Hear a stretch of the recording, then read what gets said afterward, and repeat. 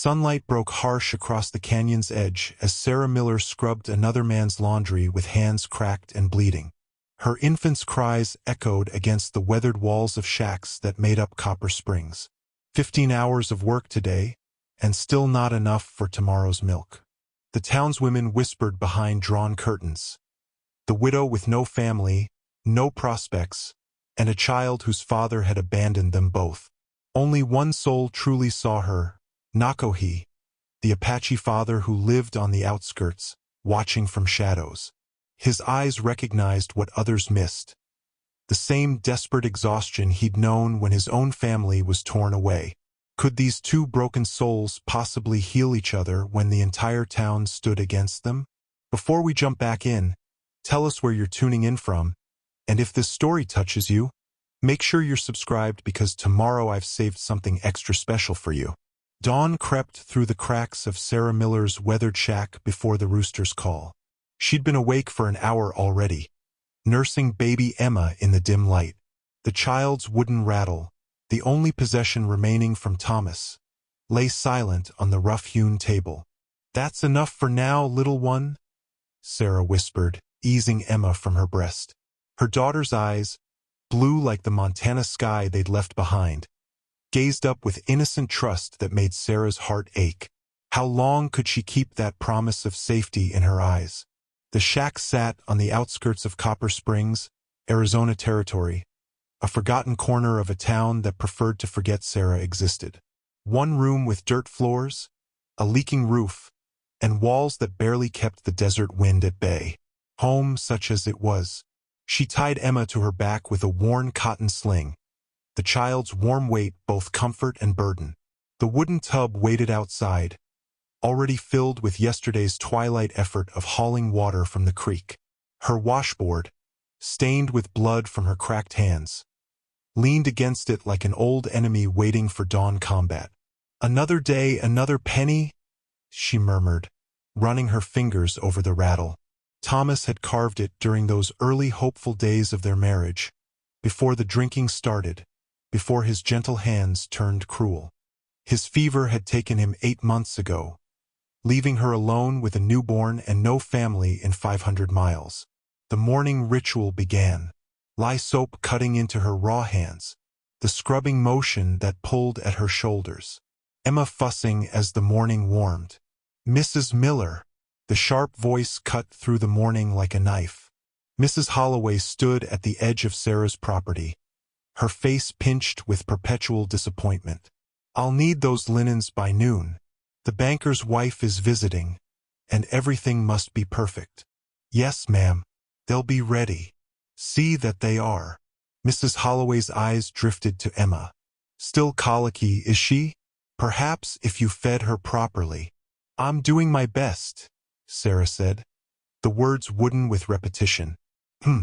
Well, noon, Mrs. Miller, and I'm afraid I can only pay 15 cents today instead of the usual 20. Times are tight for everyone. Times were always mysteriously tight on payday. Sarah nodded, knowing argument was futile. Mrs. Holloway departed with the self-satisfied air of Christian charity performed. The sun climbed higher. Emma's cries grew more insistent. Sarah's stomach cramped with hunger. She'd saved the last of yesterday's cornmeal for Emma's evening feeding. The pile of laundry seemed to multiply rather than diminish. From the corner of her eye, she caught movement on the hillside. A figure watched from the shadow of a juniper tree, tall, straight-backed, with the unmistakable profile of an Apache. Nakohi, the town's reluctant tracker and pariah.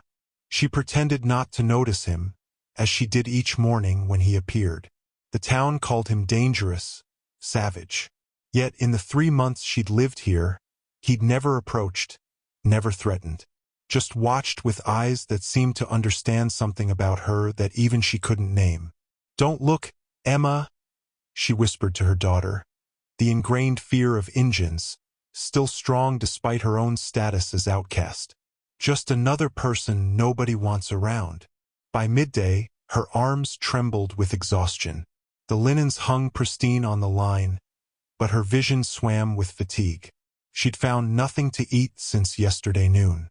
When she delivered Mrs. Holloway's washing, the woman counted out 14 pennies instead of 15. For the blue napkin, the stain didn't fully come out, Mrs. Holloway explained, not meeting Sarah's eyes. That night, after feeding Emma what little milk her starved body could produce, Sarah cradled the wooden rattle and permitted herself rare tears. Her hands left bloody smears on the smooth wood. "I don't know how much longer I can do this, Thomas," she whispered. "I don't know how much longer I can hold on." Outside, unseen in the darkness, Nakohi placed a small bundle by her door, jerky and wild onions wrapped in a corn husk, his third such offering this month. He melted back into the night, remembering his wife's face drawn with the same desperate hunger he'd seen today in the white woman's eyes. Before first light touched the canyon, Nakohi stood facing east, waiting for the sun. His small camp, hidden in a natural alcove of sandstone a mile from town, felt both sanctuary and prison. 3 winters he'd lived here, an unwelcome shadow on the edge of the white man's settlement. His morning prayer finished as the first golden rays broke over the distant mountains. The small carved wooden horse in his palm caught the light. His fingers traced its smooth curves, worn by years of handling. Atakakup Little Star had been 4 when Nakohi carved it. His son would be 7 now if he still lived. "I search still, my son," he whispered in Apache. "I have not forgotten." The raid had come at dawn, much like this one. Bluecoats appearing like spirits from the morning mist. Gunfire. Screams. His wife Natika pulling Little Star away as Nakohi fought to give them time. A rifle butt to his skull, darkness claiming him. Waking to find his family gone. Taken to some distant reservation while he was left for dead. 3 years of searching had led him here, tracking rumors of Apache families being moved through this territory.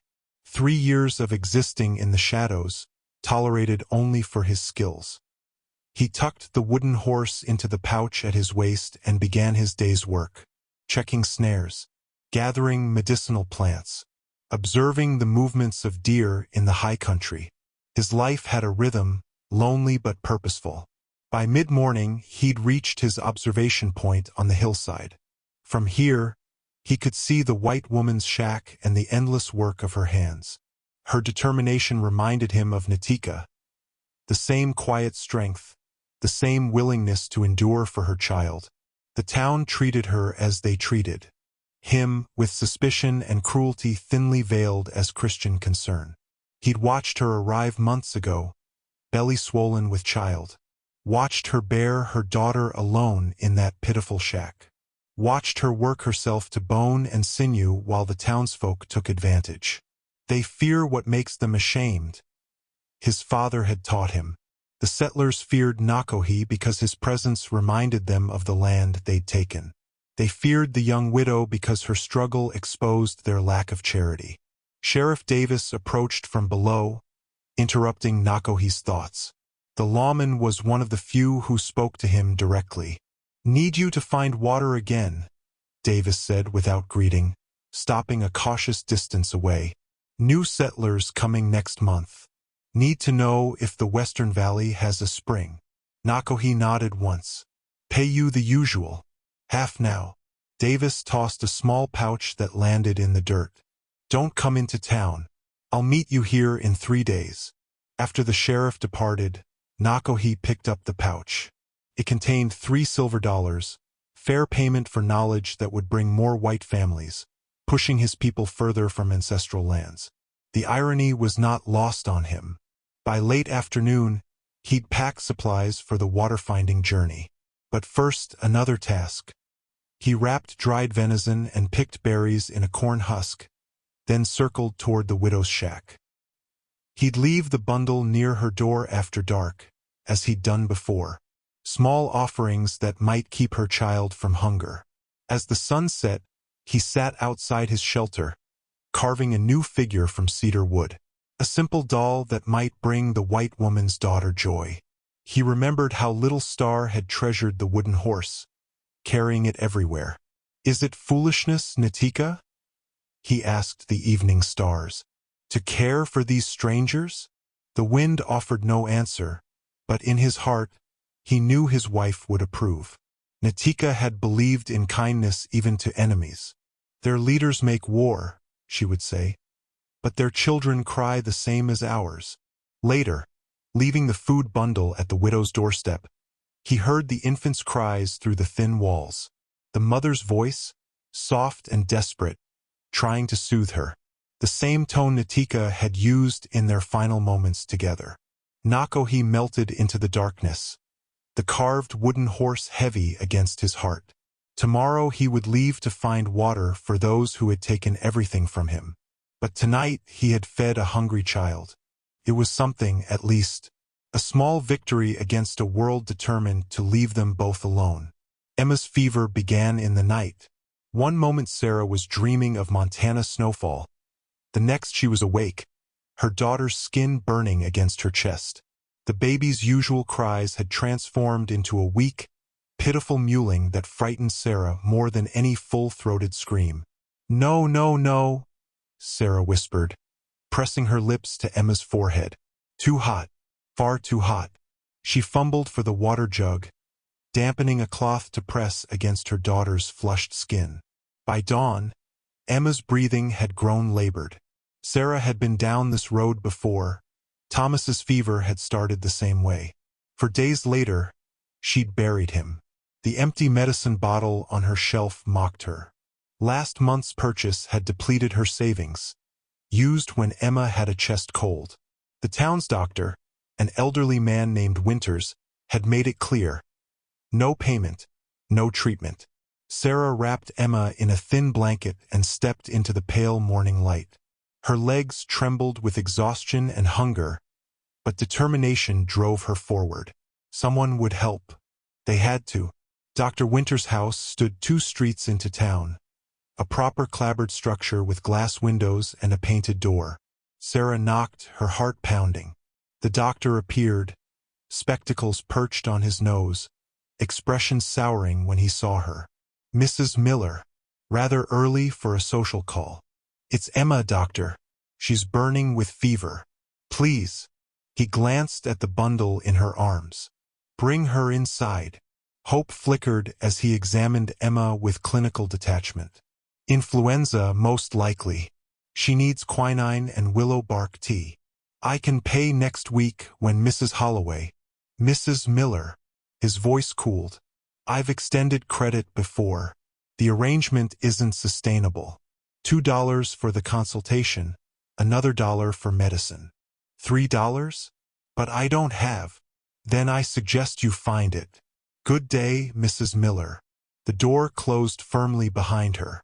Sarah stood motionless, Emma whimpering against her chest. The general store was opening, Mr. Jenkins sweeping the boardwalk. Her feet carried her there automatically. "Mr. Jenkins, please. My baby's sick. I need credit for medicine, just until payday." Jenkins wouldn't meet her eyes. "Can't do it, Mrs. Miller. Already owe for last month's flour. I'll work extra. I'll clean the storeroom. Anything. Not my decision.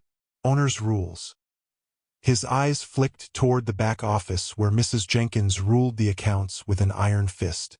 Sarah turned, catching the eye of Mrs. Holloway across the street. The woman quickly looked away, hurrying into the dressmaker's shop. For an hour, Sarah moved from door to door. The same story everywhere. No credit, no charity, no exceptions. "Please," she finally begged in the church vestibule, Emma limp in her arms. "She's just a baby." Reverend Stillman sighed. "The church fund is depleted after sending aid to the mission. Perhaps if you attended services more regularly." The implication hung in the air. Her sporadic church attendance, due to exhaustion and work, had marked her as undeserving. By midday, Emma had stopped crying altogether, a silence more terrifying than any fever. Sarah stumbled to the edge of town, her vision blurring. Her legs gave way near the creek where she did the washing. The empty medicine bottle, carried in her pocket as proof of what she needed, fell into the dust beside her. One last desperate idea formed in her mind. Find Nakohi. Town gossip said he knew plants that could heal. But even as the thought came, darkness edged her vision. Don't take her too, she whispered to a god who seemed to have abandoned her. Not my Emma. The ground rose to meet her. As consciousness faded, she curved her body around Emma, a final protective gesture. From the hillside, Nakohi watched the young mother collapse. He had returned early from his water-finding mission, troubled by dreams of a crying child. For long moments he remained still, understanding what crossing this boundary would mean. The town barely tolerated his presence at a distance. To touch a white woman, even to save her, might mean his death. Yet the alternative was to watch another child join the spirits, another mother broken by grief. The memory of his own loss decided him. Moving silently down the hillside, Nakohi approached the fallen woman and her child. He knelt beside them, gently touching the infant's burning forehead. Like fire under the skin, he murmured, recognizing the familiar fever. He gathered mother and child into his arms, their slight weight a testament to their hunger. With one last glance toward the town that would condemn him for this mercy, Nakohi carried them toward his camp and the medicines that might save the child's life. Sarah woke to unfamiliar surroundings. A small cave, its entrance covered by a woven mat that diffused the harsh sunlight into a gentle glow. For a moment, confusion reigned. Then memory flooded back. Emma! She sat up too quickly, head spinning. The child lives. The voice came from her right, deep, measured, with the barest hint of an accent. Nakohi sat cross-legged nearby, grinding something with a stone mortar. The pungent smell of herbs filled the small space. Emma lay on a soft deerskin between them, her tiny chest rising and falling with labored breaths. Terror seized Sarah. She lunged for her daughter, pulling her close. What have you done to her? The words came out harsher than intended, fueled by years of stories about savage Indians. Nakohi's expression remained impassive. Given her medicine, brought you both from the sun. You fell. No one from town came. The simple truth of his statement hung in the air. No one had come. No one but this man the town called dangerous. He continued grinding herbs, adding water from a clay pot. Child needs more medicine. Fever spirit is strong. Sarah looked down at Emma. Her daughter's skin still burned, but her breathing seemed less strained. Sarah herself felt stronger. Someone had given her water while she slept. What is that? She asked, nodding toward the mortar. Willow bark. Yarrow. Desert sage. He mixed the paste with practiced movements. Medicine my grandmother taught. Good for fever. Sarah hesitated. This man was a stranger, worse, an Indian. Every instinct bred from frontier tales warned against trust. Yet Emma whimpered in her arms, burning with fever. What choice did she have? Will it hurt her? No. Bitter taste only. He held out a small amount on a wooden spoon. Child needs. Soon. The bundle of herbs hanging from the cave ceiling caught her attention. Carefully tied, meticulously arranged. Not the work of a savage, but of a healer. Sarah swallowed hard and nodded. Show me how. Nakohi demonstrated, dipping his finger into the mixture and placing a small amount in his own mouth. Like this, little at a time. With trembling fingers, Sarah did the same for Emma, coaxing the bitter paste onto her daughter's tongue. Emma grimaced but swallowed. Now we wait, he said, moving toward the cave entrance. Rest. I bring water. Left alone, Sarah examined her surroundings more carefully. The cave was small but orderly. Bundles of herbs hung from the ceiling. Tools and weapons were neatly arranged against one wall. A small fire pit occupied the center, banked now to provide warmth without smoke. When Nakohi returned with water, Sarah drank gratefully. Thank you, she said, the words awkward on her tongue. For helping us. He nodded once, settling across the fire pit. Silence stretched between them, not uncomfortable, but weighted with unasked questions.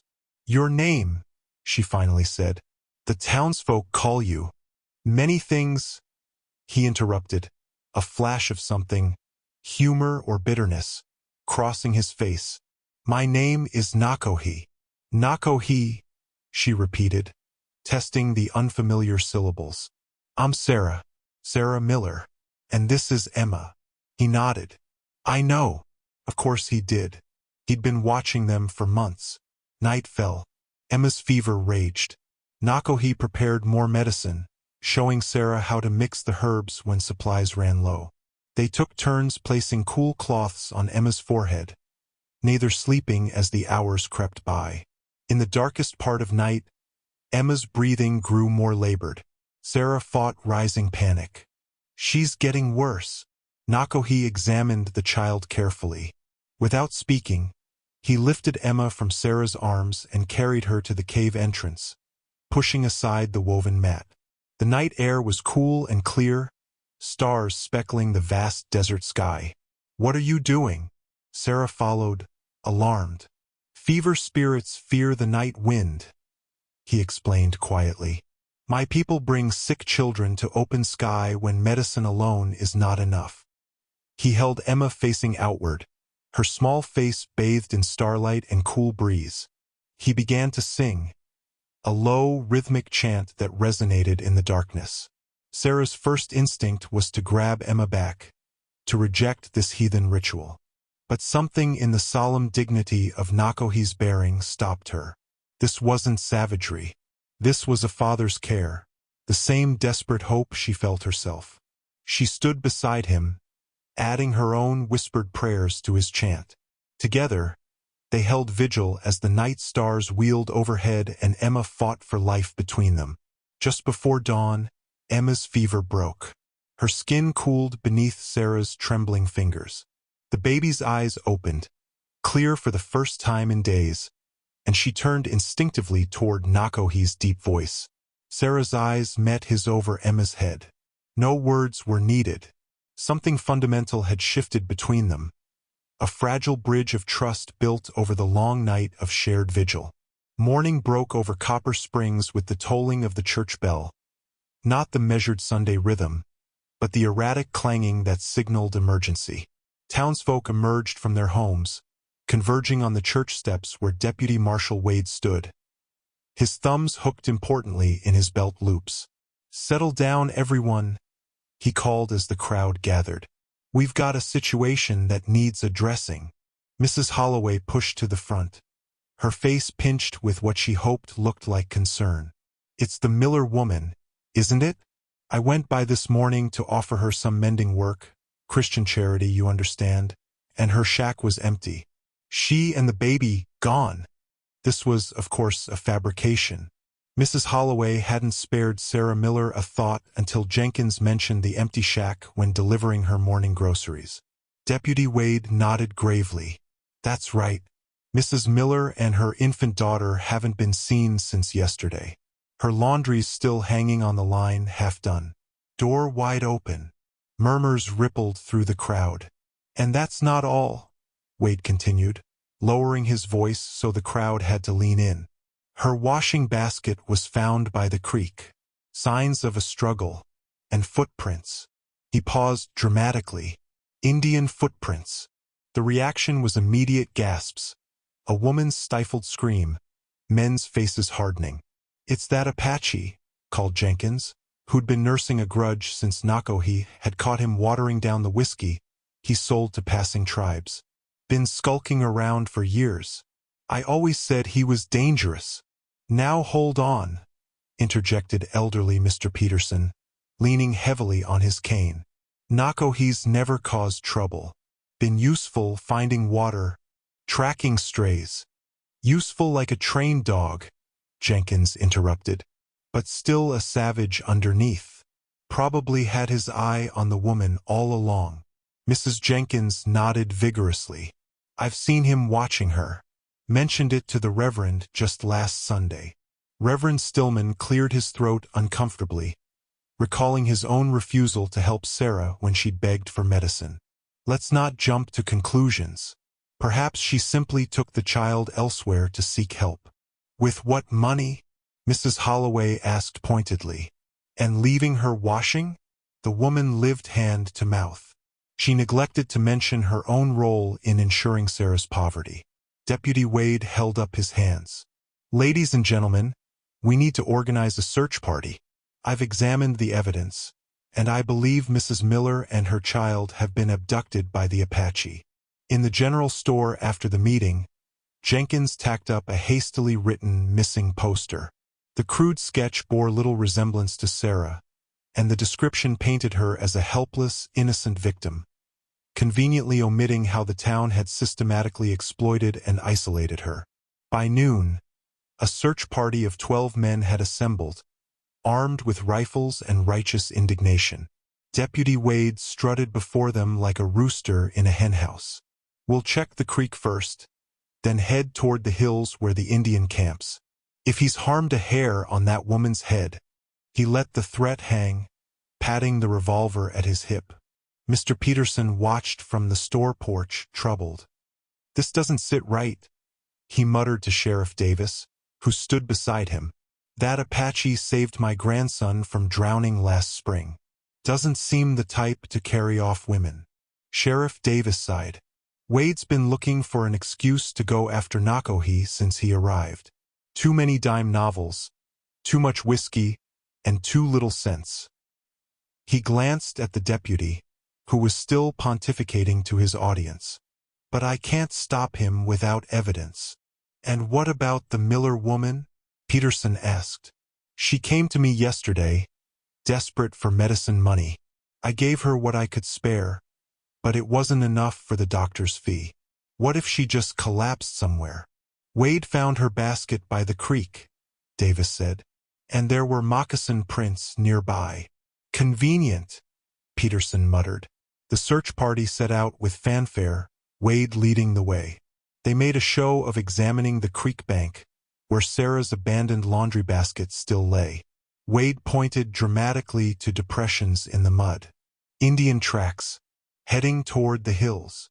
No one questioned how he determined they were specifically Nakohi's tracks, or why an Apache skilled enough to evade the U.S. cavalry would leave such obvious signs. The narrative was too satisfying: the savage Indian, the vulnerable white woman. It absolved them of their collective guilt, transforming neglect into heroic rescue. As the search party followed the convenient trail into the hills, Mrs. Holloway returned to her home.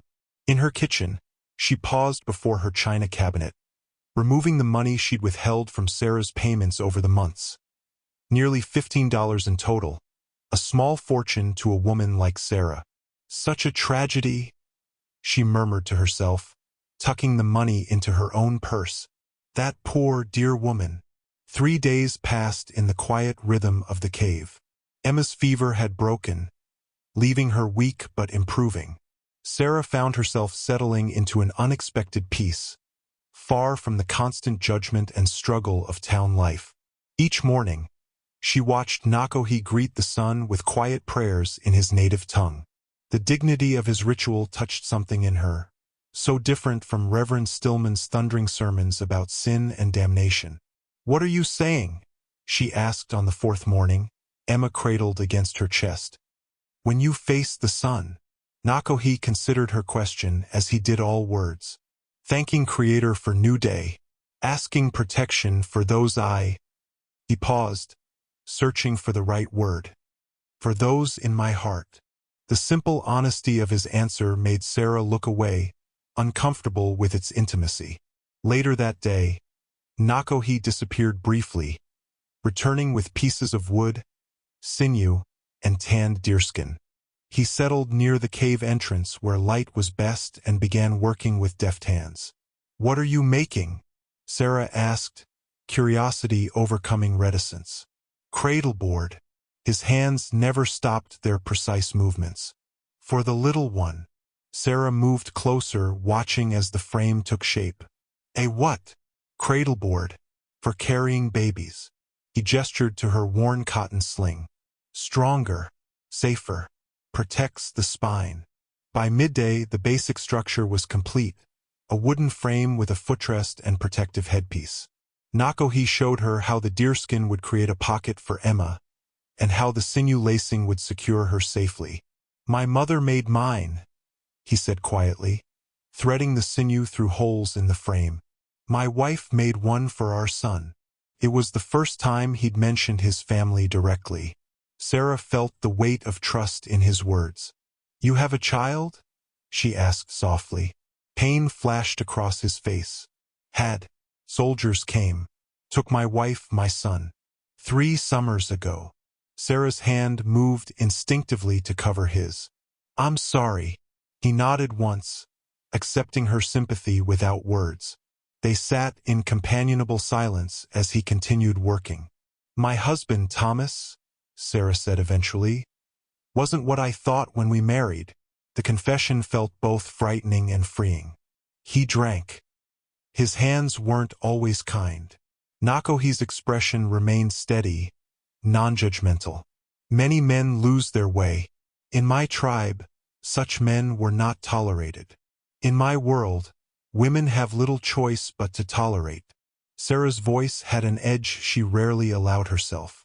By evening, the cradleboard was finished, beautiful in its functionality.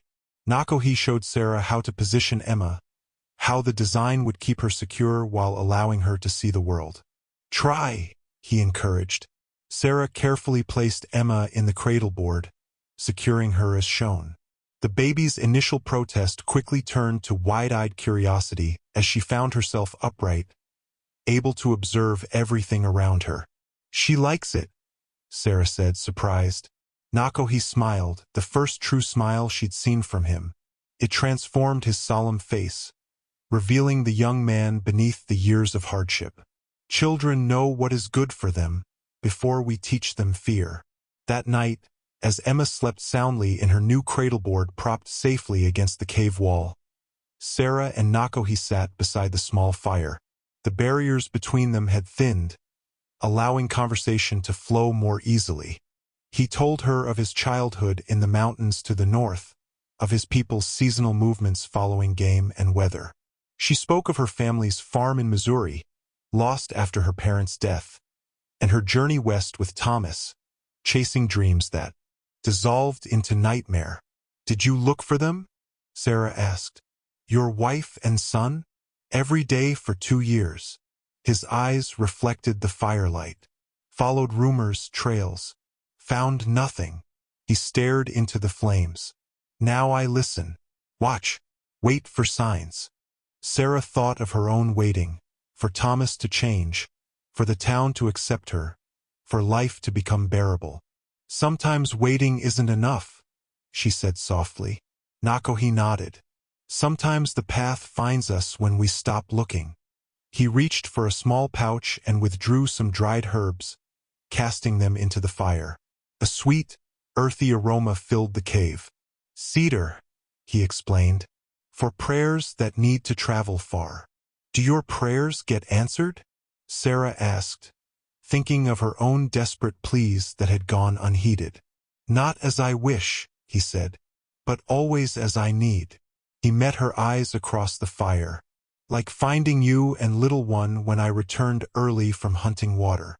The implication hung in the air between them, that perhaps they had been brought together for reasons beyond chance. Sarah wasn't sure she believed in such providence anymore, but sitting there in the gentle firelight, Emma sleeping peacefully nearby, she felt something long dormant stirring in her heart. Hope, fragile as a desert flower, blooming in the most unexpected place. Thunder rumbled in the distance as dark clouds gathered over the mountains. Nakohi stood at the cave entrance, reading the sky with practiced eyes. "Storm comes. Big one." He glanced at Sarah, who was changing Emma's wrappings. "Need to move deeper." The cave extended further back than Sarah had realized. Nakohi led them through a narrow passage that opened into a larger chamber, dry and secure. The space held evidence of long use, ancient handprints on the walls, smoke stains on the ceiling. "My people used this place for generations," Nakohi explained. arranging their bedding. Sacred space, safe from storms. As if summoned by his words, lightning cracked outside, followed by the crash of thunder. Emma startled, her face crumpling. "It's all right, little one," Sarah soothed, lifting her daughter. To her surprise, Emma reached past her toward Nakohi, tiny hands grasping. Without hesitation, Nakohi took the child, cradling her with natural ease. "Brave one," he murmured. "Thunder spirits will not harm you." Sarah watched them, struck by the tenderness in his weathered face. For a man the town called savage, his gentleness with Emma revealed a different truth. Rain began to fall, a distant patter becoming a deluge. The cave remained dry, though the sound of water echoed through the stone chambers. Nakohi built a small fire, its warm light casting long shadows on the ancient walls. In this intimate setting, with the storm isolating them from the outside world, the final barriers between them began to crumble. "You wear this always," Sarah observed, gesturing to the silver locket that hung from a leather cord around Nakohi's neck. She'd noticed it before but never asked. His hand moved to it automatically, a habitual gesture. After a moment's hesitation, he slipped it over his head and held it out to her. "My wife, Natika. My son, little star." Sarah accepted the locket with reverence, opening it carefully. Inside were two small, delicate portraits, a young woman with solemn eyes and a boy about 3 years old, his smile bright even in the faded image. "They're beautiful," she said softly. "How did you get these made?" "Mission school near reservation. Priest there made pictures of children. Natika traded beadwork for our pictures." His eyes held the fire's reflection. "All I have left of them." Sarah returned the locket, watching as he placed it back around his neck with the care one might give a sacred relic. "You believe they live still?" she asked. "I feel it." He touched his chest. "Here, little star lives. Maybe Natika too." Emma had fallen asleep against his shoulder, her small form rising and falling with each breath. He transferred her gently to her cradleboard. "And you," he said quietly, "your husband, you do not speak of him with love." The blunt observation caught Sarah off guard. In town, she'd maintained the fiction of grieving widow, knowing any other truth would further ostracize her. "No," she admitted. "I don't." The storm raged outside, rain hammering the earth as she finally released the truth she'd held tightly for so long. "Thomas was charming when we met, full of dreams. Said we'd have a cattle ranch in Montana." Her voice grew distant with memory. "First time he hit me was 3 months after we married. Said it was the whiskey.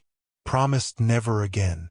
Nakohi listened silently, judgment absent from his gaze. "It only got worse. We never made it to Montana. Drifted between mining camps. Him drinking away whatever money we had." She glanced at Emma. "When I told him about the baby, he disappeared for 2 weeks. Came back full of apologies. Lightning illuminated the cave entrance briefly. Thunder followed, closer now. His fever took him just before Emma was born. Part of me was relieved." The admission felt both terrible and freeing. What kind of woman feels relief when her husband dies? "One who wants to live," Nakohi said simply. "One who protects her child." His understanding, so different from the condemnation she'd expected, brought unexpected tears. She wiped them away quickly. "My people believe truth-healing spirit," he said, adding small branches to the fire. "Hide truth, wound festers." Sarah nodded, the wisdom resonating within her. "And your wife? Was she happy with you?" The personal question might once have seemed intrusive, but the night had created a space where such intimacies felt natural. A small smile touched his lips. "We chose each other, against her father's wishes. She was medicine woman's apprentice, smart, strong." His voice softened. "She made me better man." The rain continued its steady rhythm, cocooning them in their stone sanctuary. Emma slept peacefully in her cradleboard. Outside, the world with its judgments and dangers seemed far away. In the firelight, their hands found each other across the small space between them, a touch bridging more than physical distance. Sarah felt something long dormant stirring within her chest. Not desire, not yet, but its precursor, possibility. "The storm passes eventually," Nakohi said, his fingers warm against hers. Always. The rain had turned the trail to mud, but Deputy Wade Marshall was not deterred. His tarnished badge gleamed dully against his rain-slicked coat as he urged the search party forward. "Can't let a little water stop us, boys," he called over his shoulder. "That savage has a full day's head start already." Behind him trudged 9 bedraggled men, farmers, storekeepers, and laborers pulled from their daily work by Wade's inflated tales of Indian savagery. Most looked miserable, soaked to the skin and questioning their commitment to this venture. "Deputy," called Jenkins, struggling to free his boot from ankle-deep mud, "perhaps we ought to wait till the rain lets up. These tracks are washing away anyhow." Wade turned, his face hardening. "You getting soft, Jenkins? Ready to abandon a white woman and her baby to that Apache?" "Course not," Jenkins muttered. "Just saying." "I know what you're saying," Wade cut him off. "And I'm saying we press on." Michael Turner, the youngest of the search party at 19, watched this exchange with growing unease. Unlike the others, he'd had actual interactions with Nakohi. The Apache had once shown him where to find wild honey, asking nothing in return. "Deputy," Michael ventured, "how do we know Mrs. Miller didn't just go with him willingly? Maybe she needed help with the baby's fever." The look Wade shot him could have curdled milk. "Boy, no white woman goes willingly with an Indian. That's the kind of thinking that got your pa killed in the Apache raids." Michael flinched. His father had indeed died in a skirmish with Apaches, but as Michael had learned years later, it had been the settlers who attacked first, driving the tribe from valuable grazing land. The party continued through the downpour, following a muddy trail that wound into the foothills. By mid-afternoon, they reached a small clearing where the remnants of a camp were visible. A stone fire ring, a lean-to shelter. "See here," Wade crouched, fingering the cold ashes. "This is his camp. And look!" He pointed triumphantly to a scrap of fabric caught on a nearby bush. "That's from a woman's dress. The Miller woman was here." The men gathered round, examining the evidence. Michael hung back, noticing what the others didn't. The camp was too old, the ashes cold from more than just rain. Nakohi hadn't been here in days. "Found something else," called one of the men, holding up a small corn husk doll. "Looks like Indian work. Must have been making it to trick the baby." Wade snatched the doll, his face darkening. Filthy savage, trying to turn a white child Indian. He threw the doll into the mud, grinding it under his heel. Michael's stomach turned. The doll looked like one his sister had received years ago, a gift from a peaceful Apache woman passing through town. A simple toy, nothing more. As the men searched the camp, Michael drifted to its edge, thinking. Something about Wade's fervor felt personal, beyond the call of duty. The deputy had arrived in Copper Springs only 6 months ago, bringing with him tales of heroism against hostile tribes, tales that grew taller with each telling. "We camp here tonight," Wade announced as dusk approached. "First light, we follow their trail up into those caves." He pointed to the rocky cliffs rising above them. "That's Apache territory up there. We'll need our wits about us." Later, as the other men huddled around the rekindled fire passing a whiskey bottle, Michael approached Wade. "Deputy, I've been thinking, if Mrs. Miller was truly taken against her will, wouldn't there be more signs of struggle? And her baby was sick. Why would Nakohi burden himself with an ailing infant?" Wade's hand moved to his revolver, thumb caressing its handle. "You asking a lot of questions, Turner. Almost sounds like you're sympathetic to that red devil." "Just trying to understand the situation," Michael said carefully. Understanding ain't your job. Wade leaned closer, whiskey fumes heavy on his breath. I've tracked his kind before. Know how they think. This one's had his eye on the Miller woman for months, probably figuring to make her his squaw. His voice dropped to a venomous whisper. I lost my sister to Apaches in '79. Found her body, what they left of it. So don't tell me about understanding. The personal vendetta suddenly clear. Michael nodded and retreated to his bedroll at the camp's edge. As the other men drifted to sleep, their snores mixing with the diminishing rain, he made his decision. Before dawn, while the camp still slept, Michael slipped away. He knew these hills better than the others, had hunted them since boyhood. If Nakohi and Sarah were up there, he'd find them first. Not to capture, but to warn. Behind him, the deputy's tarnished badge lay exposed as Wade slept fitfully. One hand still on his revolver, dreams of vengeance playing behind his closed eyes. The days following the storm brought clear skies and a new rhythm to their shared life. Each morning, Sarah woke to find Nakohi already up, tending a small fire or preparing food. Emma, thriving in her cradleboard, had begun to greet each day with cheerful babbling rather than the distressed cries that had once been her norm. She is different, child, Nakohi observed as Emma reached for a sunbeam slanting through the cave entrance. Sarah nodded, realizing the truth of his words. She's happy here. We both are. The admission surprised her. Happiness had seemed an impossible luxury in her life before.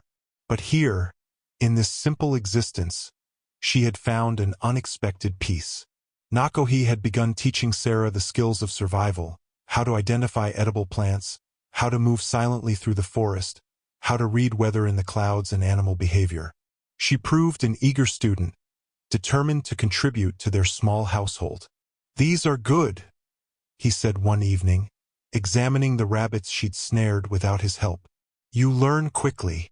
Coming from Nakohi, the simple praise felt more valuable than any compliment she'd received before.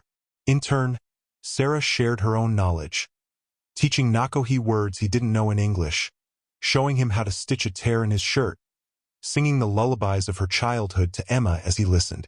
One afternoon, as they sat outside the cave preparing herbs for drying, Emma began fussing in her cradleboard. She's cutting a tooth, Sarah explained, lifting her daughter to comfort her. It pains her. Nakohi disappeared briefly into the cave, returning with a small piece of root. Chew this first, he instructed Sarah. Then rub on her gum. The bitter root numbed Sarah's tongue immediately. She followed his instructions, gently rubbing the masticated pulp on Emma's inflamed gum. The baby's cries subsided almost instantly. How do you know these things? She asked, amazed at the simple remedy. A shadow crossed his face. Had son, remember? Learned for him. He returned to his work, hands moving methodically among the herbs. Sarah watched him, noting the tension in his shoulders. Tell me about him, little star. What was he like? The question hung in the air. For a moment she thought he wouldn't answer. Then his hands stilled. Curious. Always touching, asking. A small smile softened his features. Brave like his mother. Laughed more than cried. His finger traced a pattern in the dust between them. Had gift for animals. Birds would land on his shoulder. The image brought an answering smile to Sarah's face. He sounds wonderful. He is. Nakohi's use of the present tense spoke volumes about his hope. Your Emma reminds me. Same spirit. As if hearing her name, Emma gurgled happily, the tooth pain forgotten. Sarah moved her to a sunny spot on a blanket, where she could kick and wiggle freely. Returning to Nakohi's side, Sarah resumed her work sorting herbs. A comfortable silence fell between them, broken only by Emma's occasional happy sounds. When the herbs were prepared, Sarah rose to fetch water from the nearby spring. Returning, she found Nakohi whittling a small piece of pine wood, his knife moving in sure, practiced strokes. What are you making? she asked, setting down the water skin. Spoon. He held up the emerging utensil. Noticed yours cracked. The thoughtfulness of the gesture touched her deeply. Their supplies from his camp were minimal, and she'd been making do with a cracked wooden spoon for their cooking.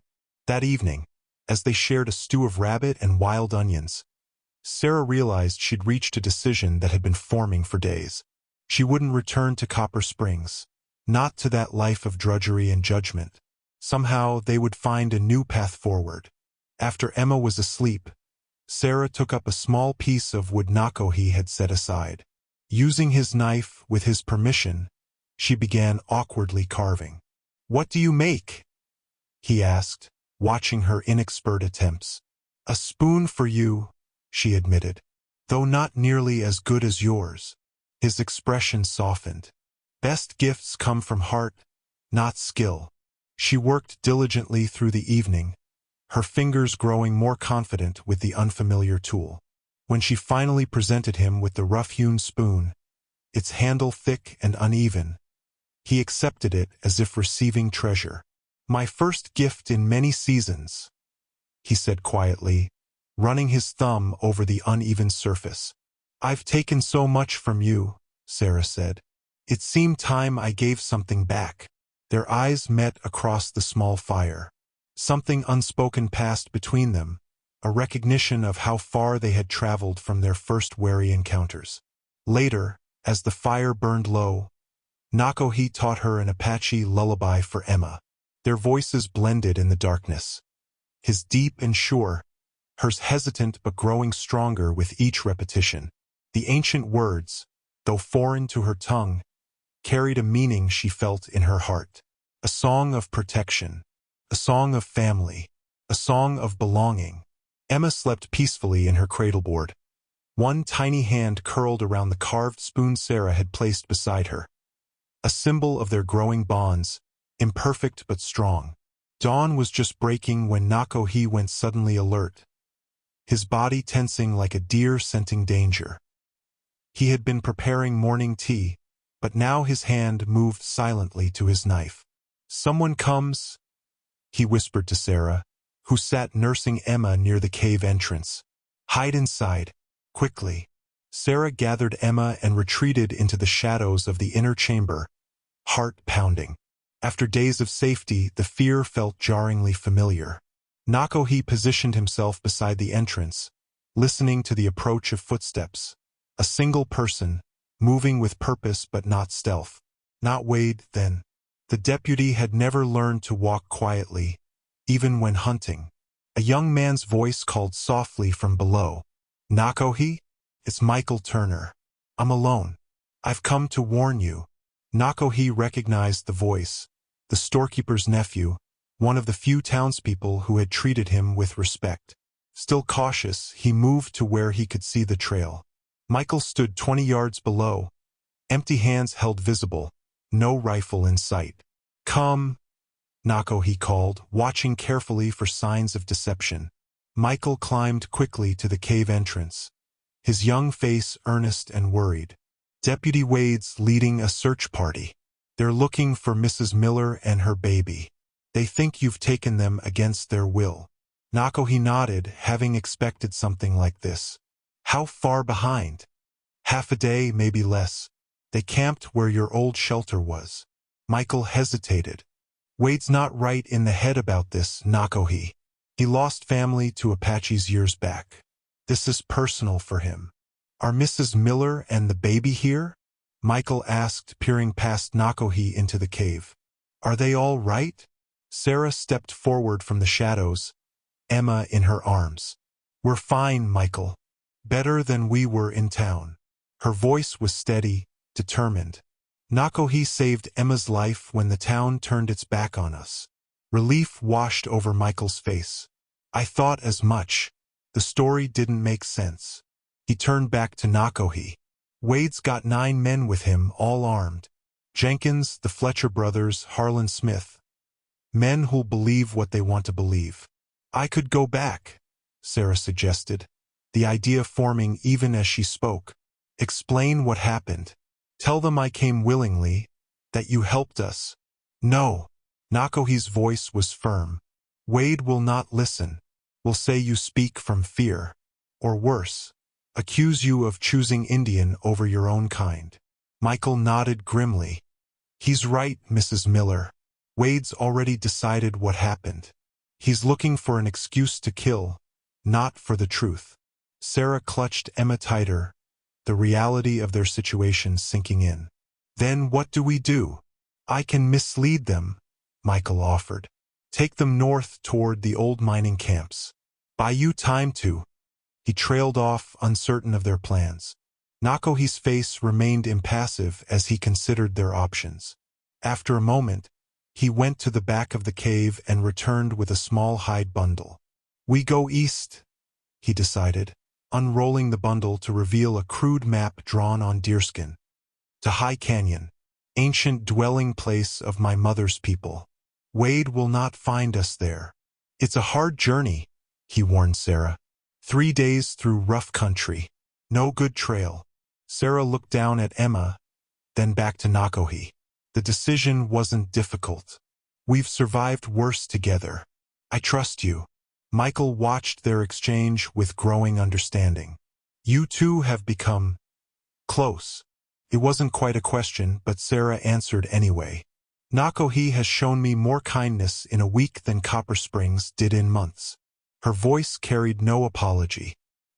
He treats Emma like his own child. The town will talk, Michael warned.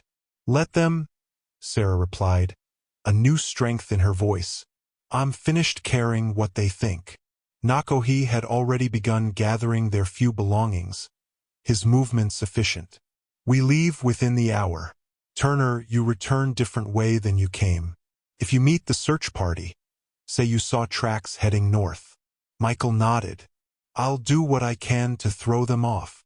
He hesitated, then extended his hand to Nakohi. Good luck to you both. Nakohi clasped the offered hand, a gesture of respect between equals. You take risk coming here. We do not forget. As Michael departed, Sarah hurried to prepare for their journey. She wrapped Emma securely in the cradleboard, gathering the few items that had become precious to them. The wooden spoon she'd carved for Nakohi, Emma's rattle, the herbs that had saved her daughter's life. Nakohi approached with something in his hands, a pair of moccasins, simply made but sturdy. For the journey, he explained, softer than your boots, quieter. Sarah accepted them with surprise. When did you make these? At night, while you slept. He knelt to help her put them on, his hands gentle as he laced them around her ankles. We'll protect your feet on the rocks. The intimacy of the gesture brought unexpected tears to Sarah's eyes. Such care had been foreign to her for so long. Within the hour, they were ready. Nakohi secured Emma's cradleboard to his back, freeing Sarah to move more easily over the difficult terrain. The baby, remarkably, seemed content with this arrangement, her small hands reaching for Nakohi's long hair. At the cave entrance, Sarah paused for a final look at the place that had become their first shared home. Will we ever come back? Nakohi considered the question seriously. Perhaps, but home is not always place. His eyes met hers. Sometimes home is people. With that truth between them, they began their descent into the canyon, the first steps of a journey that would either save them or deliver them into the hands of those who wished them harm. The journey proved even more arduous than Nakohi had warned.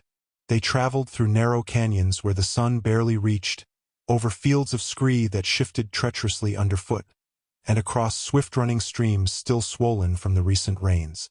Sarah's muscles burned with the effort, but she made no complaint. The moccasins Nakohi had crafted protected her feet from the worst of the terrain, and each time her energy flagged, she found renewed determination in Emma's contented babbling from the cradleboard on Nakohi's back.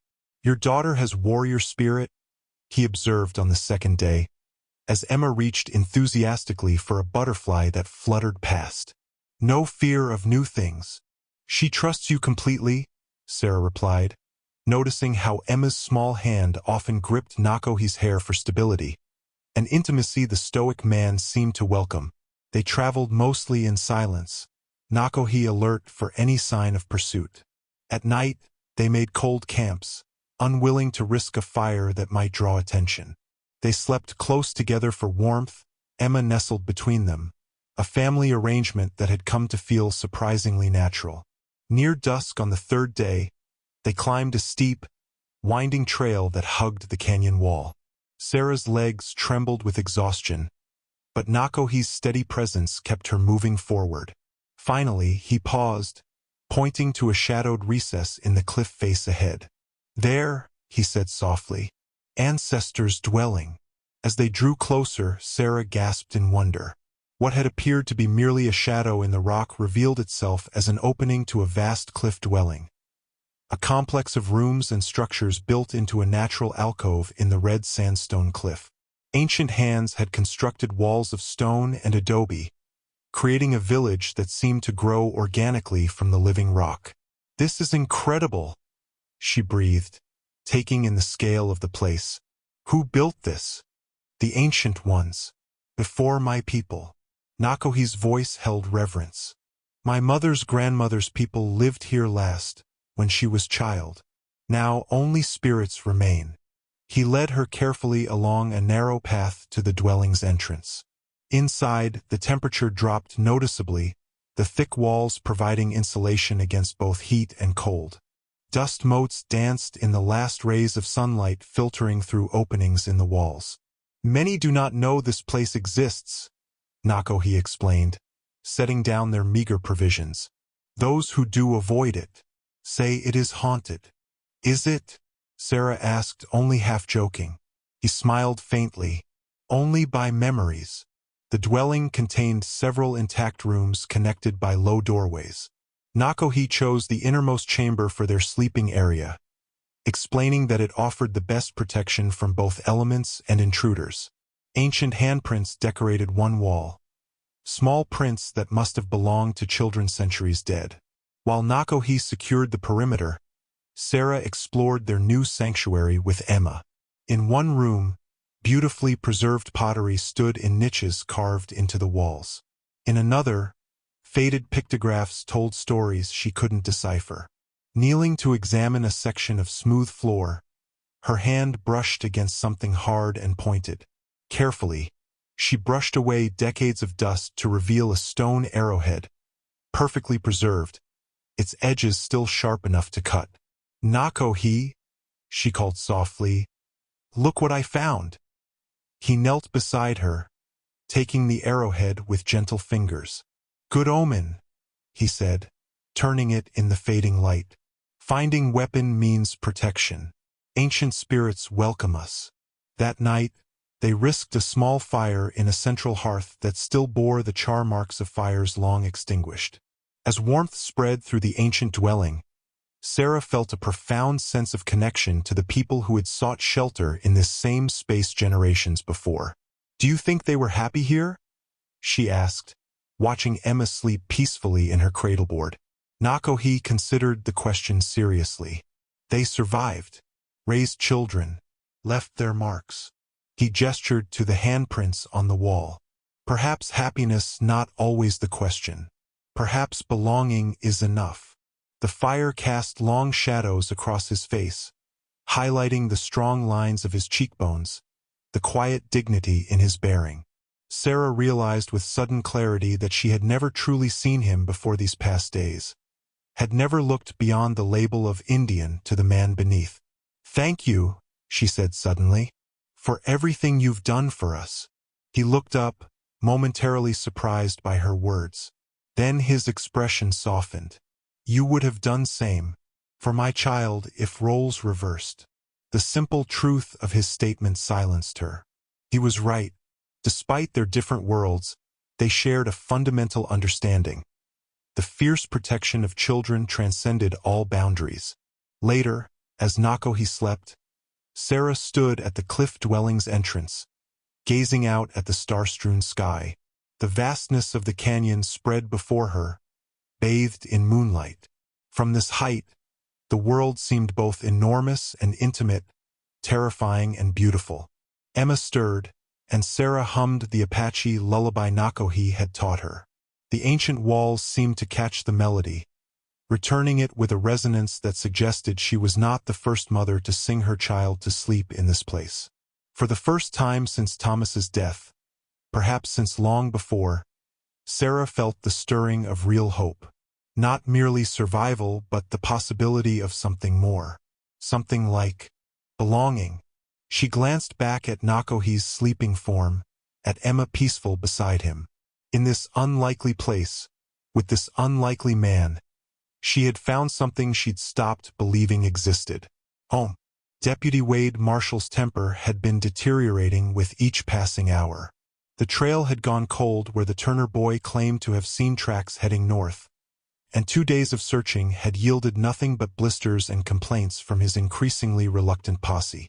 "I'm telling you, they went north toward the mining camps," Michael insisted as the men gathered around a meager breakfast fire. "I saw fresh tracks heading that way." Wade glared at the youth, suspicion flickering in his bloodshot eyes. "And I'm telling you, boy, something doesn't add up. An Apache doesn't head for populated areas when he's got a captive." Jenkins stepped between them, sensing the deputy's growing hostility. "Look here, Wade. We've been tracking for 3 days now. Some of us have farms to tend, businesses to run.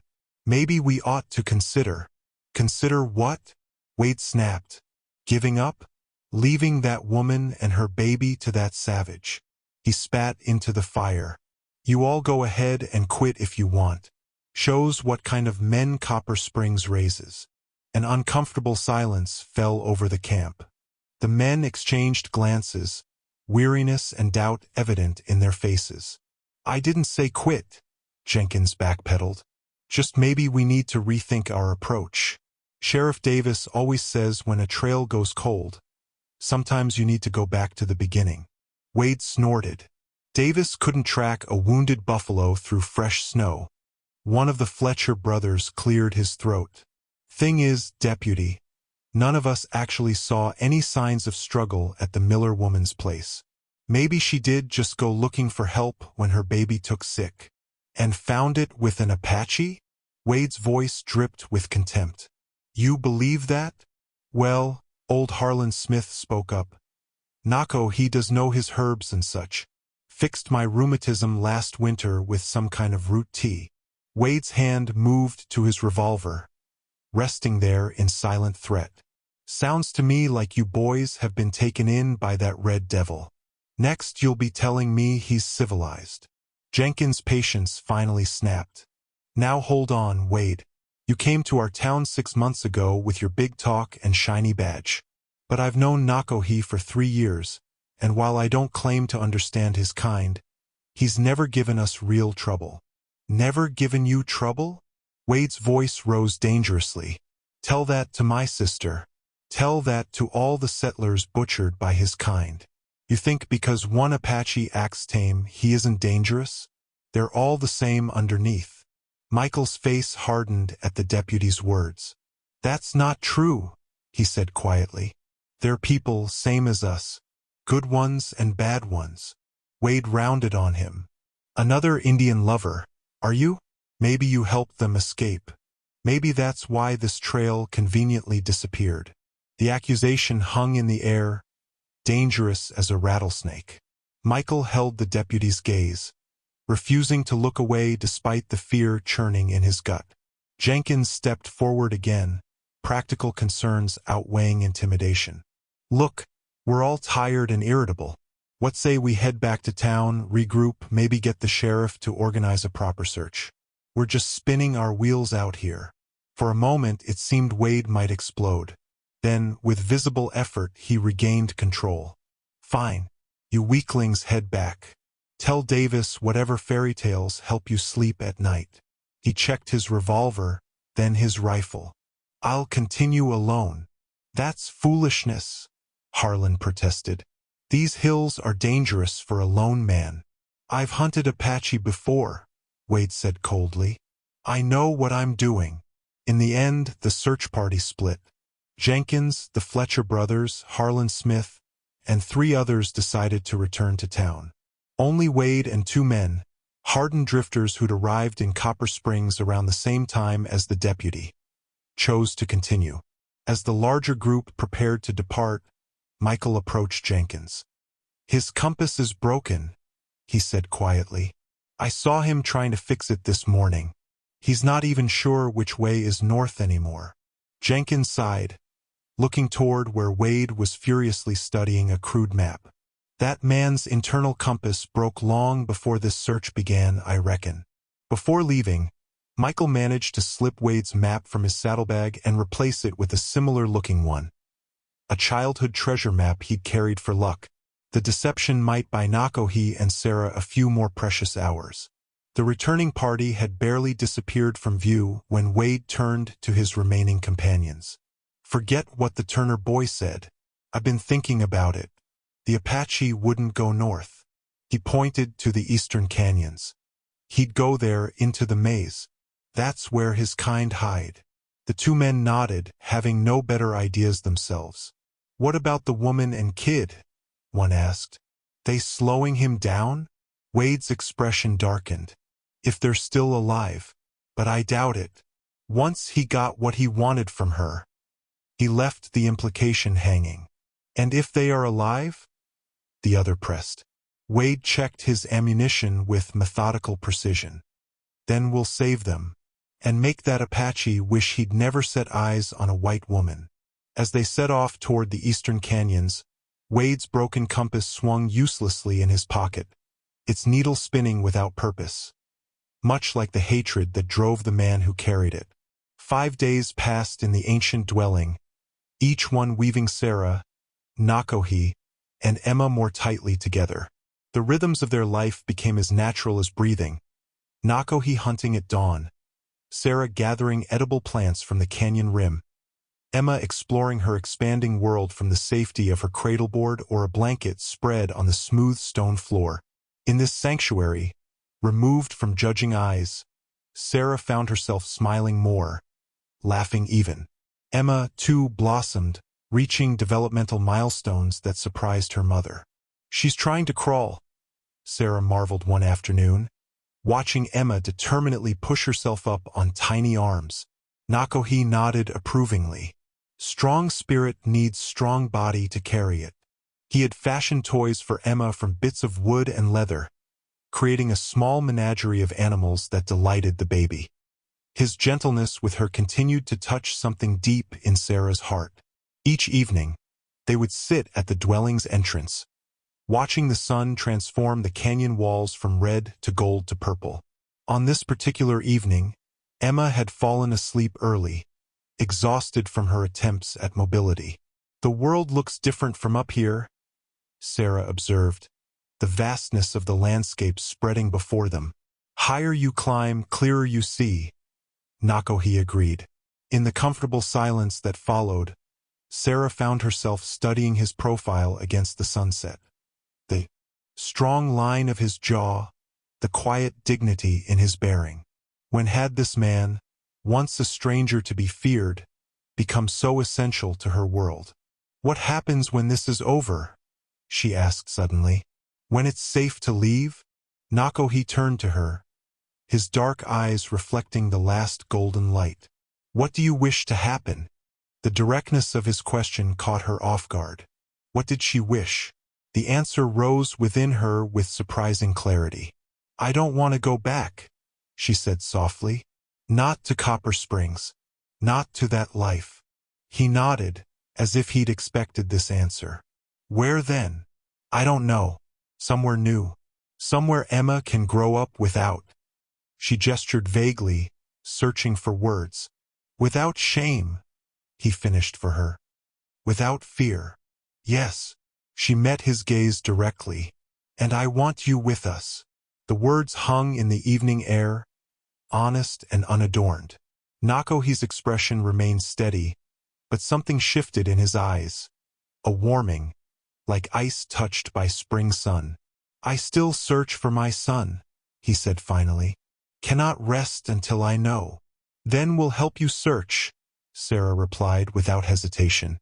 "Emma and I will go with you to the southern reservations, anywhere you need to look." His hand found hers in the gathering twilight, their fingers intertwining naturally. You would do this? Life not easy for white woman with Apache man. Life's not easy anyway, she said with a small smile. At least this way we wouldn't be alone. The simple truth of her words seemed to touch him deeply. His hand tightened on hers, and he drew her gently closer until their shoulders touched. Above them, the first stars appeared in the deepening blue. The ancient cliff dwellings stood silent around them, witness to countless human stories across the centuries. What was one more tale of unlikely love amid the grand sweep of time? When Nakohi turned to her, the question in his eyes needed no words. Sarah answered by closing the distance between them, her lips meeting his in a kiss that felt both unexpected and inevitable. The kiss deepened, tentative exploration giving way to certainty. When they finally parted, Sarah rested her forehead against his, eyes closed, savoring the moment. I never thought I'd feel this again, she whispered. Trust, safety, love, he added softly, the word reverent on his lips. The next morning dawned clear and bright. Sarah woke to find Emma already up, playing contentedly with Nakohi. He had fashioned a crown of wildflowers, placing it gently on the baby's head. Emma's delighted giggles echoed off the ancient walls. She is flower that grows from rocky soil, he explained, looking up as Sarah approached. Strong because life not easy. Sarah knelt beside them, completing their small circle. Like her mother, she said. Like you. Like us, he corrected, reaching out to include her in their play. Later that day, as Nakohi taught Sarah how to fashion arrows, a skill he insisted she learn for protection, they spoke of practical matters, of finding Nakohi's son, of places they might go afterward, far from Copper Springs and its prejudices, of how they would live, raise Emma, perhaps have more children someday. They spoke of these things not as distant dreams but as plans taking shape, a future being woven from the threads of their shared present. That night, beneath a blanket of stars, they came together as husband and wife in all but name. Their union was sealed not by law or ceremony but by choice and deep understanding, a bond stronger than any paper declaration. In Emma's sleeping face, they saw the future. In each other's arms, they found healing for wounds they'd carried too long alone. And in the wildflower crown, now dried and hanging from a ceiling beam, they recognized the fragile beauty of what they'd found. A love blooming against all odds in the harsh landscape of their lives. The crack of a dislodged stone echoing through the canyon was their only warning. Nakohi froze in the act of skinning a rabbit for their evening meal, his head lifting like a deer scenting danger. Someone comes, he whispered to Sarah, who sat nearby weaving a small basket with Emma playing at her feet. 3 men, moving fast. Sarah's blood ran cold. After nearly a week in their sanctuary, they had begun to believe they were safe. Wade, Nakohi nodded grimly. Most likely. He moved to the cliff dwelling's entrance, peering cautiously down the path. They found our trail. We'll be here before sunset. Time seemed to compress as they prepared. Nakohi gathered their few weapons, his hunting knife, a bow with a half-dozen arrows. Sarah collected Emma's things, her hands trembling but determined. There is another way out, Nakohi said, leading her to the back of the dwelling where a narrow crevice led deeper into the cliff. Ancient escape route leads to canyon behind this one. Very narrow but passable. Sarah studied the opening, then looked back at him with sudden understanding. You want me to take Emma and go while you stay behind? It wasn't a question. She knew him well enough now to read his intentions. I will lead them away from you, he confirmed. Buy time for you to reach safety. No. Her voice was firm. We stay together. Sarah. He took her shoulders gently. Wade comes for me, not you. If you are here, he will use you against me. Or worse. The truth of his words hit her like physical pain. She had seen enough of Wade's type to know what such men were capable of. Still, leaving Nakohi felt impossible. "What if we both hide?" she suggested desperately. "Let them search and find nothing?" Nakohi shook his head. "Too many signs of our presence. And Emma." He glanced at the baby, who had begun to fuss, sensing the tension. "She cannot stay silent." Sarah fought back tears, knowing he was right. "Where should I go?" "Follow passage to end. Wait in Upper Canyon until tomorrow's midday. If I do not come—" He hesitated. "Head north, towards trading post at Blue Creek. Ask for William Gray Fox. He will help you." "I'm not leaving without you," Sarah insisted. "I'll wait. But if you don't come, I'm coming back for you." The stubborn determination in her eyes brought a sad smile to his face. "Like wildflower that cracks stone," he murmured, touching her cheek. "So strong." A sound from below. Men's voices, closer now, cut their goodbye short. Nakohi pressed his forehead to hers in a brief, intense gesture, then lifted Emma for one last look. "Grow strong, little one," he whispered to the child. "Like your mother." To Sarah's surprise, he removed his treasured silver locket and placed it around her neck. "Keep safe for me." Before she could respond, another shout echoed up the canyon, much closer. Nakohi guided her swiftly to the hidden passage, helping her secure Emma in the cradleboard on her back. "Go now," he urged. "Do not look back." Sarah clutched his hand fiercely. "I love you," she said, the words both a beginning and a possible ending. "And I you," he replied simply. "Now go." With a heart like lead, Sarah slipped into the narrow passage, Emma secured against her back.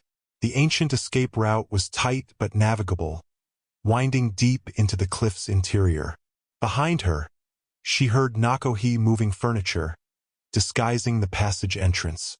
She had traveled perhaps 100 yards, the passage beginning to ascend toward what must be the upper canyon, when Emma began to cry, softly at first, then with increasing volume. Sarah tried everything to quiet her, nursing, rocking, humming the Apache lullaby. Nothing worked.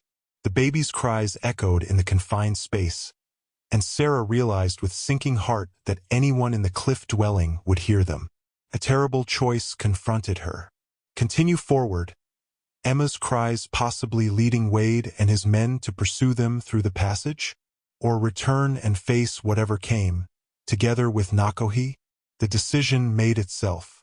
Sarah could not bear the thought of Nakohi facing Wade alone, especially not with Emma's cries potentially distracting him at a crucial moment.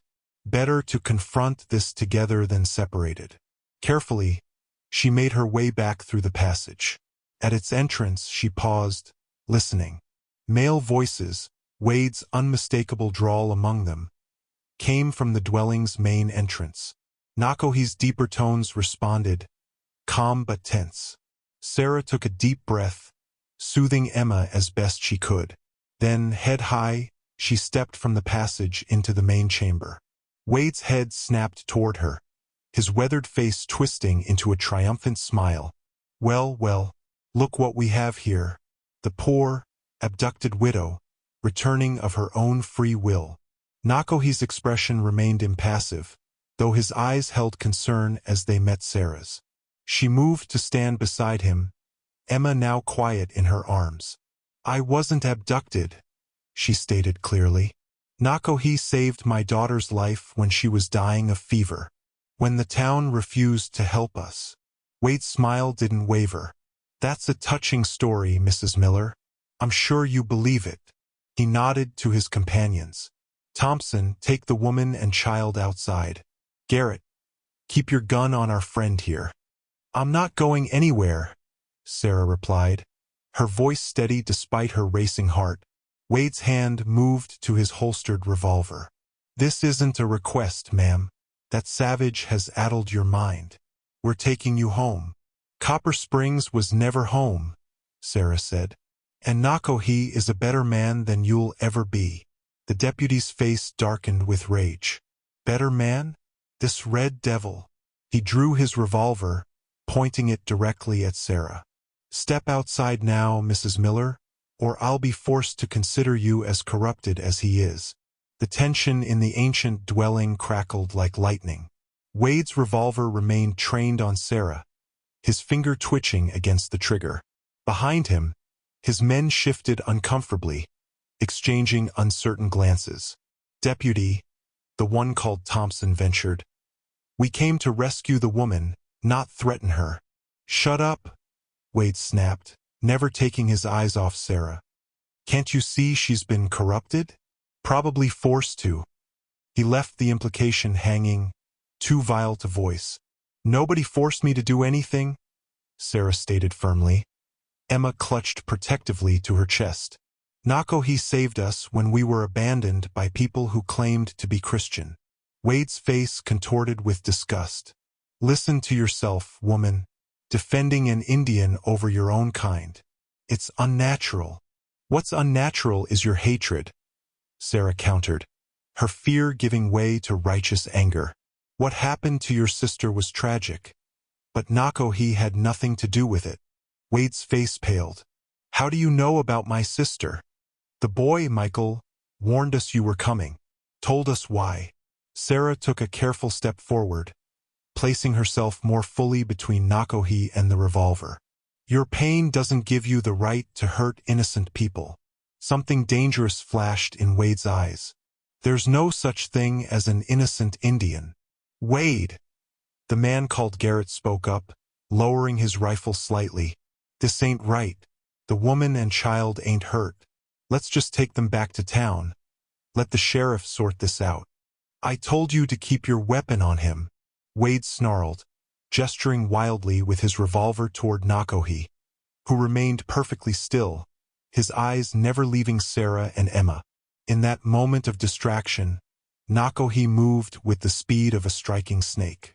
He lunged, not at Wade but at Sarah, pushing her and Emma toward the shelter of a stone pillar as Wade's revolver discharged with a deafening roar in the enclosed space. Sarah screamed as Nakohi stumbled, red blossoming across his shoulder. He remained upright, positioning himself between her and Wade, who was already cocking his weapon for another shot. Stop! Thompson shouted, grabbing Wade's arm. This is murder, not justice. Wade wrestled free, his face transformed by rage into something barely human. Let go of me. I'll kill you too. The struggle for the weapon sent another shot wild into the ceiling, dislodging ancient dust and debris. Emma wailed in terror as Sarah held her close, watching in horror as the men grappled. In the chaos, Garrett stepped forward and delivered a decisive blow to Wade's temple with his rifle butt. The deputy crumpled to the stone floor, unconscious. A stunned silence fell over the dwelling, broken only by Emma's frightened cries and the sound of Nakohi's labored breathing as he leaned heavily against the wall, hand pressed to his bleeding shoulder. Sarah, he gasped, his eyes finding hers through the settling dust. Emma, we're all right, she assured him, rushing to his side. She tore a strip from her petticoat, pressing it against his wound. Hold still. The bleeding's not too bad. Thompson and Garrett stood awkwardly, weapons now lowered, watching as Sarah tended to Nakohi with practiced care. Ma'am, Thompson finally said, we truly did come to rescue you. We thought. I know what you thought, Sarah replied without looking up. You were wrong. Seems so, Garrett agreed, nudging Wade's unconscious form with his boot. Man's been obsessed since we joined up with him. Talking crazy about Indians, about what they did to his sister. This man saved my daughter when she was dying, Sarah said, gesturing toward Nakohi. While your town watched and did nothing. The men had the grace to look ashamed. Thompson removed his canteen, offering it to Sarah for Nakohi. Wade showed us a page from the town ledger. Said it proved the Apache had been stealing. That's why we agreed to come along. The ledger, Sarah's brow furrowed. What ledger? Town account book, Garrett explained, Page showed money missing every time the Indian was in town. Wade said it proved he was a thief. Nakohi shook his head weakly. Never stole. Traded fair. A memory clicked into place for Sarah. The ledger was doctored. Mrs. Holloway has been skimming money for months, probably years. She shorted my pay every week. She looked up sharply. Wade was working with her, wasn't he? Thompson and Garrett exchanged glances. Can't say for certain, Thompson admitted, but they did seem mighty friendly. And she was quick to point the finger at your Apache friend here. Nakohi's wound bandaged as best she could manage. Sarah helped him to sit more comfortably against the wall. Emma had quieted, her small hand reaching for Nakohi in a gesture that spoke volumes. What happens now? Sarah asked, facing the two men squarely. Garrett sighed, running a hand through his graying hair. Way I see it, we've got a rogue deputy who just tried to commit murder in front of witnesses. Think it's time we got the real sheriff involved. We'll take him back to town, Thompson added, nodding toward Wade. Tell Sheriff Davis what happened here. The truth. And us? Sarah asked, her hand finding Nakohi's uninjured one. Reckon that's up to you, ma'am, Garrett said. But for what it's worth, I'd be pleased to testify that I found you here of your own free will, being protected by this man, not held captive. Same here, Thompson agreed. And I'd wager the sheriff will see things the same way once he hears the full story. Wade groaned, beginning to stir. Thompson quickly bound his hands with a leather strap. We'll camp down below tonight. Head back at first light. You folks should stay here until that wound's better, he added, nodding to Nakohi. As the men dragged the semi-conscious deputy from the dwelling, Garrett paused at the entrance. Ma'am, for what it's worth, I'm sorry. For all of it. Sarah nodded, accepting the apology for what it was, imperfect but sincere. When they were alone again, she carefully cleaned Nakohi's wound with water and herbs from their supplies. The bullet went through clean, she told him. You'll heal. We both will, he replied, his eyes holding hers with quiet certainty. Fever claimed Nakohi the night after Wade and his men departed. Despite Sarah's careful cleaning and herbal poultices, infection set in, turning his bronze skin ashen and drawing painful moans from his usually stoic lips. For 3 days and nights, Sarah barely slept, maintaining her vigil beside him. She bathed his burning forehead with cool water from the spring, forced willow bark tea between his cracked lips, and changed the bandages on his shoulder with trembling hands. Don't you leave us, she whispered fiercely as his fever peaked on the second night. Emma needs you. I need you. During brief moments of lucidity, Nakohi would focus on her face with effort. You are strong, he murmured once. We'll survive without me. I don't want to just survive anymore, she replied, tears tracking silently down her cheeks. I want to live. With you. Emma seemed to sense the gravity of the situation. The usually active baby remained remarkably calm, content to lie on a blanket near Nakohi, occasionally patting his arm with her small hand as if offering comfort. On the morning of the 4th day, Sarah woke from an exhausted doze to find Nakohi's fever broken. His eyes were clear as they met hers, a faint smile touching his lips. You look tired, he observed, his voice weak but steady. A laugh that was half-sob escaped her. You look better. He struggled to sit up, wincing as the movement pulled at his wound. Sarah quickly moved to support him, arranging their meager bedding to prop him against the wall. How long? He asked, gratefully accepting the water she offered. For days, she replied. The fever broke last night. He nodded, unsurprised. Bullet wounds often bring spirit sickness. Body fights both metal and memory. As he slowly regained strength over the next days, an unexpected visitor arrived. Michael Turner, carrying supplies and news from town. Sheriff Davis arrested Wade, he reported, unpacking dried meat, flour, and coffee, luxuries they had gone without. Thompson and Garrett told everything. How Wade doctored the ledger with Mrs. Holloway to embezzle from the town funds and blamed Nakohi. How he shot you without provocation. And the townspeople? Sarah asked, already guessing the answer. Michael grimaced. Mixed reactions. Some feel foolish for being taken in. Others, well, some folks find it easier to cling to old hatreds than admit they were wrong. And Mrs. Holloway? Sarah couldn't help asking. Facing charges too. Sheriff found all the money she'd skimmed hidden in her cellar, including what she took from your wages. Michael handed Sarah a small pouch that jingled with coins. Sheriff says this is rightfully yours. $15.37. The amount, once so desperately needed, so cruelly withheld, now seemed almost trivial compared to all they had endured. Still, Sarah accepted it gratefully. It would help fund whatever came next. As Nakohi continued to heal, Sarah worked on a new project, a hand-sewn quilt made from scraps of their old clothing and soft rabbit skins. She worked while he slept, her needle flashing in the firelight, creating something beautiful from fragments, much as they were rebuilding their lives from pieces of broken pasts. A week after Michael's visit, Nakohi was strong enough to sit outside the cliff dwelling, watching the sunset with Sarah and Emma. The little girl had begun pulling herself up on anything available, including Nakohi's good arm, determined to stand. "She has your spirit," he observed, steadying Emma as she wobbled on uncertain legs.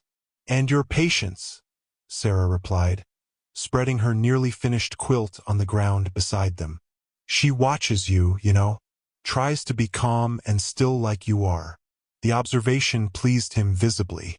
They sat in companionable silence as the canyon walls blazed with sunset colors, Emma eventually tiring and curling up on the quilt between them.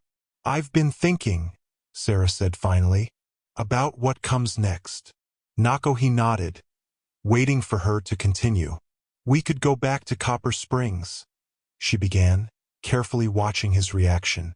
"Clear your name officially. Reclaim what's ours." His expression remained neutral. "Is that what you wish?" Sarah shook her head. "No, but I thought you might want justice. Recognition of your innocence."